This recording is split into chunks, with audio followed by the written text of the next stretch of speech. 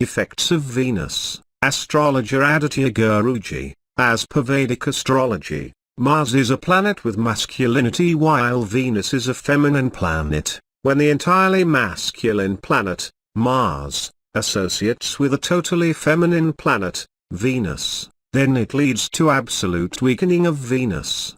The major or sub-period of Venus associated with Mars would give contradicting results to a male or a female. In such situations, if the status of Venus is powerful in comparison to that of Mars, then the negative effects need not be expected. On the other hand, if the Venus is weak, Mars is strongly malefic, devoid of subhuva, beneficence, and the major period of Venus is operational, then both the sexes would indulge in emotionally hurting their spouses. In such situations, depending on the degree of strength or weakness of Venus, actions like betrayal or immorality could be witnessed. In this context, it cannot be generalized that all those with an association of Mars and Venus would slip morally. To give more accurate predictions at such situations, it is necessary to assess the subha, beneficial, and papa,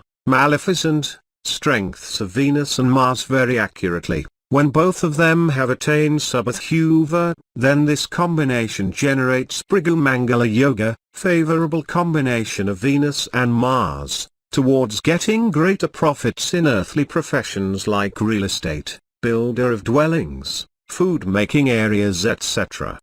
Malavya Yoga is one of the greatest yogas bestowed by Venus. This yoga is felt when Venus is placed in the angular houses from ascendant, with an ownership or exaltation status. When the ascendant is weak and Rasi, moon sign, takes over, then this yoga would shower benefits when in angular positions to moon too. But the angular houses to the ascendant are only to be primarily considered. The placement of Venus in Malavya Yoga to any ascendant and operation of major periods of Venus at appropriate ages, would bestow the native with significations of Venus in entirety. While running the major or sub-periods of Venus, the native would be blessed with essential things like marriage, house, vehicle, etc. If we would like to look into the effects of Venus to each of the ascendants, then to Aries, as the owner of second, family, and seventh, marital, houses. His placement in his own seventh house, with an added strength of being in Mool Trikona, gives rise to this yoga. Venus being a natural beneficent, since the occupation of angular house by a natural benefic gives rise to Kendradapathiya Dosho. Venus's placement all alone in the seventh house to the Aries ascendant will do more harm than good.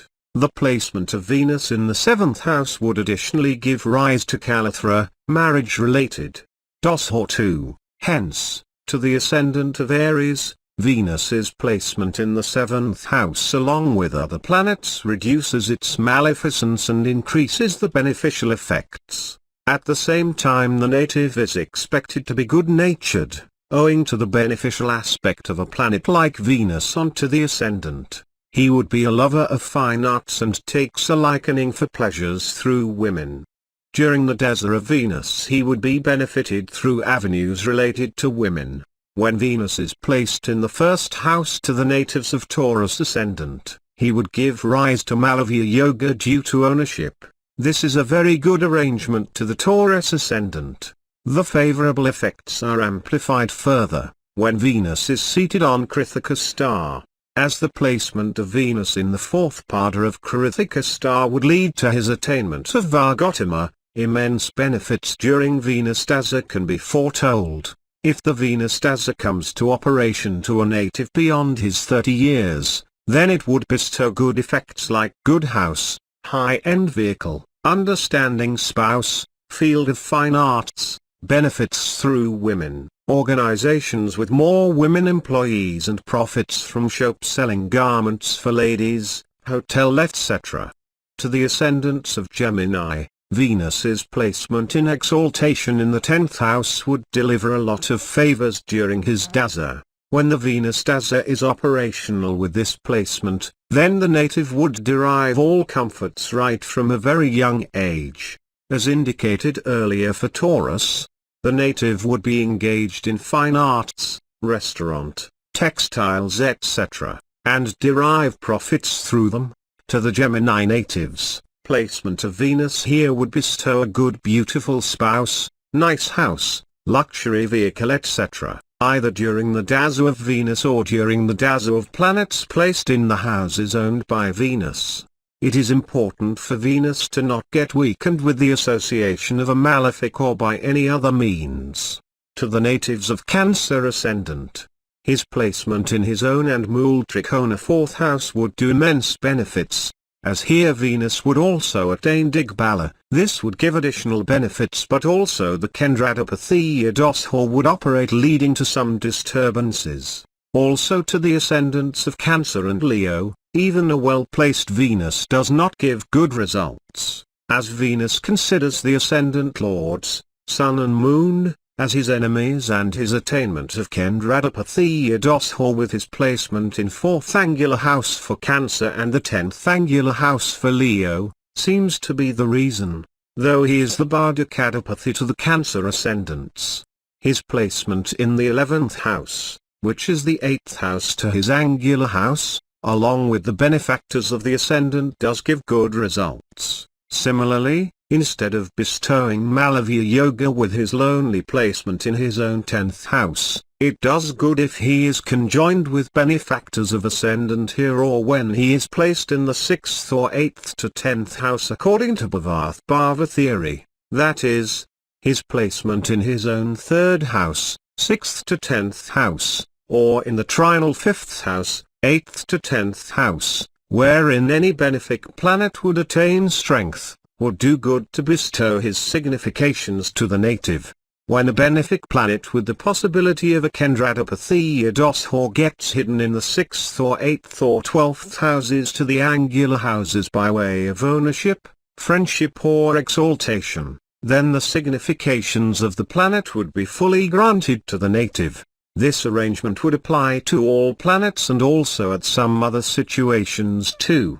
While predicting, it is therefore necessary to apply the Bhavath Bhava rule to identify accurate results.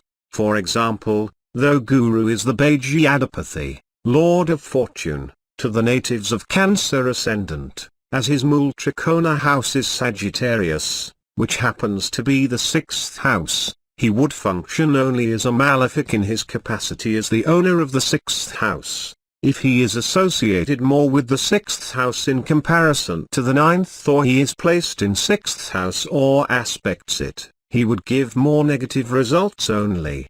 But as per Bhavath Bhava theory, if he occupies the 6th or 8th or 12th to the 8th house, then he would not do any harm. Further, placement in the 5th trinal house, Scorpio, which adds strength, a natural benefic like Guru, which happens to be the 12th house to his own 6th house, or when Guru is exalted by the placement in the ascendant, 8th house to the 6th, the results of 6th house would diminish. In these two situations he would aspect his 9th house, hence the effects of Bhagya house, 9th house, would only dominate.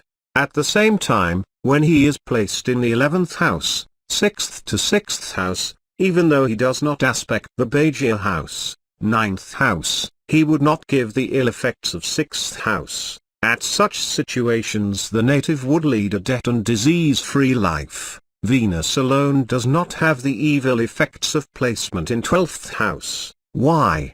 When in a horoscope, all the planets when placed in evil houses, like 3rd, 6th, 8th or 12th, are expected to get weakened. Venus alone gets weakened only with the placement in 3rd or 8th houses. Venus when placed in 6th or 12th houses does not give evil effects. Further, Venus does not get weakened with the placement in these houses. While Venus's placement in the 12th house is not harmful, on the other hand it gives greater subthuva, beneficence, and strength to Venus.